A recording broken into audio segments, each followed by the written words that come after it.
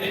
ಯಾವ ರೀತಿಯಾಗಿ ಒಂದು ಕಬ್ಬು ಇರ್ತದ, ಅದನ್ನ ಕುರಿ ಮುತ್ತಿರ್ತದ, ಆನೆ ಮುತ್ತಿರ್ತದ. ಆದ್ರೆ ಕುರಿ ಯಾವ ರೀತಿಯಾಗಿ ತಿಂತದಂದ್ರೆ ಕೇವಲ ರೌದಿ ತಿಂತದ.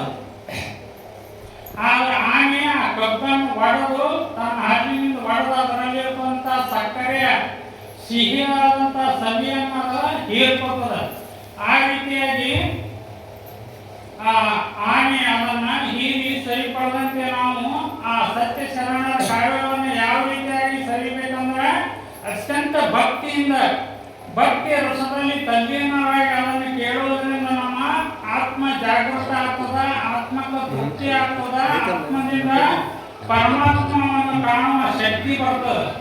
ಕೇವಲ ಕುರಿಗಳೋಪಾದಿಯಲ್ಲಿ ಕುರಿ ತಿನ್ನಂಗ ಅದನ್ನ ಮೇಲೆ ನಾವು ಅದನ್ನು ಮೇಲಿನ ನೋಟಕ್ಕೆ ಕೇಳ್ತಾ ಹೋದ್ರೆ ಒಂದು ಸಾರಾಂಶ ನಮಗೆ ತಿಳಿಯುವುದಿಲ್ಲ. ಶಿಷ್ಯನಿಂದಲೇ ಗುರು ಕೈವಾಲ್ಯವಾಪನು ಬಸವಣ್ಣ ಪ್ರಭುಲಿಂಗ ನೈದ. ಶಿಷ್ಯನಿಂದಲೇ ಗುರು ಕೈವಾಲ್ಯ ಅಂತೇಳಿ ಶರಣರ ತತ್ವದಲ್ಲಿ ಬರ್ತದೆ. ಯಾವ ರೀತಿಯಾಗಿ ಬಸವಣ್ಣ ಪ್ರಭುದೇವರನ್ನ ನಾನಾ ರೀತಿಯಾಗಿ ಪರೀಕ್ಷೆ ಮಾಡಿ ಅವನನ್ನ ಗುರುವನ್ನಾಗಿ ಮಾಡಿಟ್ಟ. ಒಂದು ಧರೆಯ ಮೇಲೆ ಯಾವ ರೀತಿಯಾಗಿ ಧರೆ ಅಂದ್ರ ಧರೆ ಹೊತ್ತಿದೆ ನಾಗರೆಂಬುದ ಪರಿಪರಿ ಶಾಸ್ತ್ರದಲ್ಲಿ ಹೋಗಿ ಕಂಡು ಬಂದಂತೆ ಈ ಭೂಮಿಯನ್ನು ಯಾವ ರೀತಿಯಾಗಿ ಅಂಬುದಿ ಬಲವೆಂಬೆನೆ ಅಂಬುದಿ ಪೃಥ್ವಿಯ ಮೇಲೆ ಅಡಗಿತ್ತು. ಪೃಥ್ವಿ ಘನವೆಂಬೆನೆ ಪೃಥ್ವಿ ಆದಿಶೇಷನ ಹೆಡೆಯ ಮೇಲೆ ಅಡಗಿತ್ತು.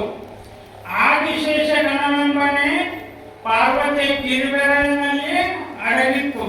ಪಾರ್ವತಿ ಘನವೆಂಬನೆ ಆ ಪರಮಾತ್ಮನ ಅರ್ಧಾಂಗಿ ಆದಳು. ಪರಮಾತ್ಮ ಘನವೆಂಬನೆ ನಮ್ಮ ಕೂಡಲ ಸಂಗನ ಶರಣರ ಮನದ ಕೊನೆಯ ಮೇಲೆ ಅಡಗಿದ. ಆ ಪರಮಾತ್ಮ ಯಾವ ರೀತಿಯಾಗಿ ಶರಣರ ಒಂದು ಮನಸ್ಸಿನಲ್ಲಿ ಅಡಗಿದ, ಅವನು ದೊಡ್ಡವಲ್ಲ, ನಮ್ಮ ಶರಣರೇ ದೊಡ್ಡವರಂತ ಒಂದು ಗುಹೇಶ್ವರ ಆ ಪ್ರಭುದೇವರು ಹೇಳುವಂತವರಾಗ್ಯಾರ. ಯಾವ ರೀತಿ ಪೃಥ್ವಿ ಆದಿಶೇಷನ ಇರ್ತದೆ.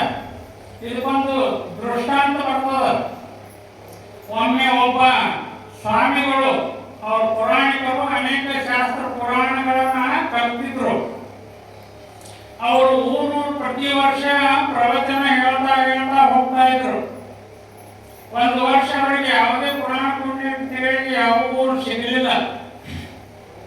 ಸಿಗ್ಲಾರ್ದಂಗ ಆದಂಗ ಒಂದು ಕೈಯಲ್ಲಿ ಪುರಾಣದ ಗಂಟನ್ನು ಹಿಡ್ಕೊಂಡು ಹಳ್ಳಿಗೆ ಅವಾಗಿನ ಕಾಲಕ್ಕೆ ಸಮೀಪ ಇರ್ತಿದ್ದು 3 ಕಿಲೋಮೀಟರ್ 6 ಕಿಲೋಮೀಟರ್ ಹಂಗ ಹಳ್ಳಿಗೆ ಕಾಲ್ನಡಿಗೆಯಿಂದ ನಡ್ಕೋತ ಹೋಗ್ತಿದ್ರು.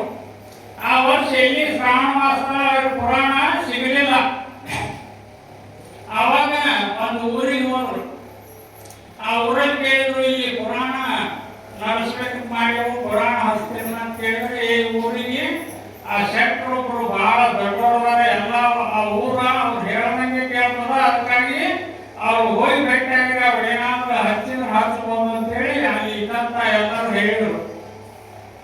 ಹೇಳಿದಾಗ ಪುರಾಣ ಗಂಟೆ ಇಟ್ಕೊಂಡು ಆ ಸ್ವಾಮಿಗಳು ಹೋದ್ರು. ಅವ್ರ ಬಳಿ ಹೋಗಿ ಆ ಶೆಟ್ರು ಕೇಳಿದ್ರು, ಹಿಂಗೆ ನಿಮ್ಮ ಊರೊಳಗ ಈ ವರ್ಷ ಶ್ರಾವಣದೊಳಗೆ ಒಂದು ತಿಂಗಳ ಪುರಾಣ ಹಚ್ಚಬೇಕಂತ ಮಾಡಿ ಅಂತ ಕೇಳಿದ್ರು.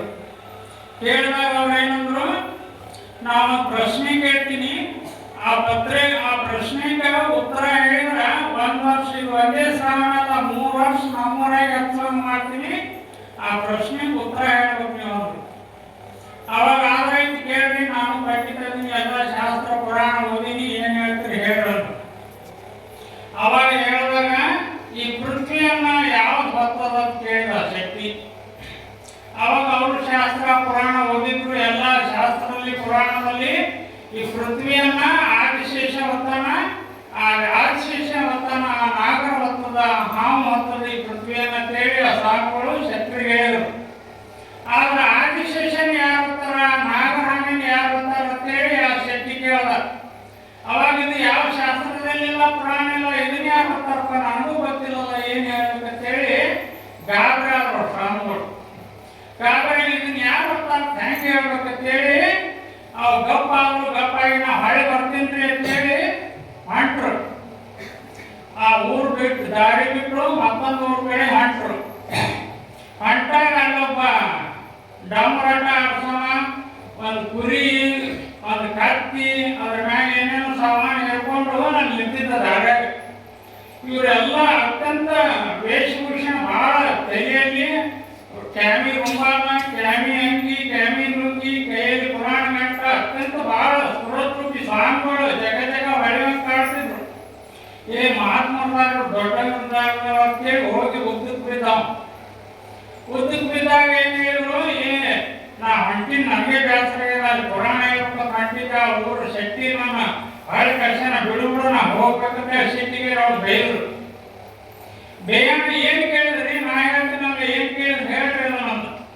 ನಾನೇ 18 ಪುರಾಣ 6 ಶಾಸ್ತ್ರ ಎಲ್ಲ ಓದಿನಿ, ನನಗೆ ಗೊತ್ತಿಲ್ಲ, ನೀನೇನು ಡಾಕ್ಟರ್ ಆಡ್ಕೊಂಡು ನಿನಗೇನು ಗೊತ್ತದ ಅಂತ. ಇಲ್ರಿ ಅವ್ರು ಏನು ಕೇಳಿದ್ರು ಹೇಳ್ರಿ, ನಾವು ತಿಳಿದಿದ್ದು ಹೇಳ್ತೀನಿ ಅಂತ ಅಂದಾಗ ಒಂದು ಪೃಥ್ವಿಯನ್ನ ಏನು ಅಂತ ಕೇಳಿದ್ರು ನನಗೆ ಗೊತ್ತಿತ್ತು, ಎಲ್ಲ ಶಾಸ್ತ್ರ ಪುರಾಣದಾಗಿತ್ತು. ಆದಿಶೇಷ ಪೃಥ್ವಿ ಮತ ಅಂತೇಳಿ ಹೇಳಿದೆ. ಮುಂದೆ ಆದಿಶೇಷನ ನಾಗರಾಮನ್ ಯಾರು ಗೊತ್ತಾಗುತ್ತೆ ಕೇಳದ, ಅದಕ್ಕೆ ನನಗೆ ಹೇಳಕ್ ಬರಲಿಲ್ಲಪ್ಪ ಏನೋ ಇದೇ ಪ್ರಕಾರ ನಾ ಹೇಳ್ತೀನಿ ಹೇಳ್ರ ಶಕ್ತಿ ಬಲ್ಲ. ನೀನ್ ಹೇಳ್ತೀನಿ ನನಗೆ ಗೊತ್ತಿಲ್ಲ. ಇನ್ನು ನಡ್ದತ್ತೆ ಅವನ್ನೆಲ್ಲ ಸಂಗ್ರಾಮ ಕತ್ತಿ ಎಲ್ಲ ಕುರಿ ಎಲ್ಲ ತಗೊಂಡ ಸಾಂಬಾರು ಮುಂದೆ ಹಾಕೊಂಡು ಮಾಡ್ತಾವ. ಹೋಗ ಶಕ್ರತ್ ಬಲ್ಲ, ಶಕ್ರತ್ ಬಂದು ಶಕ್ರ ಮುಂದೆ ನಿಂತ ಮಾತಾಡ್ಕೊಂಡು ಇದನ್ನೇನು ತಂದಿ ಎಲ್ಲ ಈ ಕತ್ತಿ ಡೊಂಬರಾಟ ಸಮಾಜ ಕುರಿ ಎಲ್ಲ ಯಾಕೆ ತಂದಿ ಅಂತ ಕೇಳಿದ್ರು.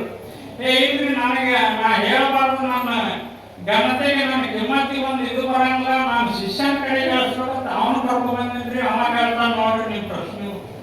ಅವಾಗ ನೀನೇ ಹೇಳ್ತಿದ್ದೀರ ಅವನೇನು ಹೇಳ್ತಾನಂದ್ರ, ಇಲ್ಲ ಹೇಳ್ತಾನ ಕೇಳ್ರಿ ಅವನು. ಹೇಳಿ ನೀನು ಹೇಳ್ಪ ಹೇಳೋದನ್ನ. ಭೂಮಿ ಏನು ಅಂತದನ್ನ, ಭೂಮಿ ನಾಗರಾಮ ಅಂತದ, ಆದಿಶೇಷ ಅಂತದನ್ನ. ಆ ಆದಿಶೇಷ ಏನು ಅಂತದ, ಆ ಕತ್ತಿ ಮ್ಯಾಗ ಒಂದು ಬುಟ್ಟಿತ್ತು. ಬುಟ್ಟಿ ತೆಗೆದಾಗ ಬುಸ್ಸದ ನಾಗರಾಮ ಆಟಕ್ಕತ್ತು ನೋಡ್ರಿ. ಆ ನಾಗರಾಮನ ಆದಿಶೇಷ ನಮ್ಮ ಕತ್ತಿ ಹತ್ತದ ಅಂತ ಹೇಳಿ ಹೇಳೋದು. ಅವಾಗ ಗಾಬರಿಯಾದ ಶಕ್ತಿ. ನಿಮ್ಮ ಶಿಷ್ಯ ಏನು ಶಾಣ್ಯನ, ನಿಮ್ಗಿಂತ ಶಾಣ್ಯನಲ್ಲ, ಇಲ್ಲಿ ನೀವು ಒಂದೇ ವರ್ಷ ಬ್ಯಾಟ್ರಿ 3 ವರ್ಷ ನಮ್ಮೂರಾಗೆ ಪುರಾಣ ಅಂತೇಳಿ ಅವ್ರು ಕೇಳೋದ. ಹಿಂಗೆ ಯಾವ ರೀತಿ ಒಂದು ಶಿಷ್ಯರಿಂದಲೇ ಕೈಯವಾಲ್ಯವಾಪನು ಬಸವಣ್ಣ ಪ್ರಭುಲಿಂಗನ ಅಂತೇಳಿ ಒಂದೊಂದು ಸಂದರ್ಭದಲ್ಲಿ ಗುರುವಿನಕ್ಕಿಂತಲೂ ಶಿಷ್ಯರೇ ಜ್ಞಾನ ರಹಿತ ಅನ್ನೋ ಒಂದು ದೃಷ್ಟಾಂತ. ಇಲ್ಲಿಯವರೆಗೆ